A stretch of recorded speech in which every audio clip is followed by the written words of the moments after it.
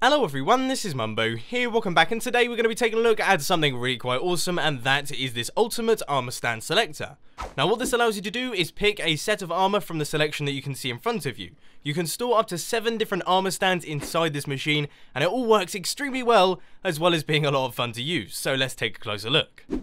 So let's give this a quick tester. Say we're getting bored of our diamond armor out here and we want to change things up a bit, so we are going to get the Wither Skull armor stand out. As you can see, the diamond armor has now been retracted into the ground. That is probably flowing along just here, going into the correct position, and now the Wither Skeleton armor should be popping up out of the ground any second now and will be presented to us up at the top. Like I say, this thing is really fun to use because the armor stands pop out of the ground, then come out at you using the slime blocks, and I really do think it looks very cool.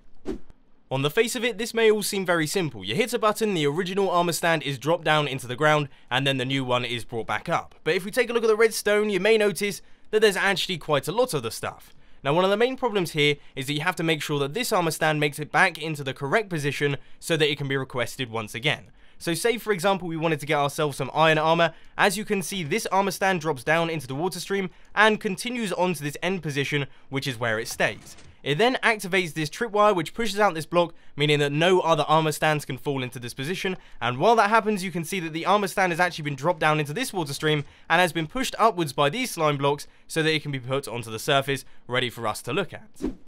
One of the hardest things about building this machine was actually transporting the armor stands from this low level here all the way up to the surface, but as you can see we actually made use of the new Minecraft 1.8 slime blocks to make ourselves an armor stand piston elevator.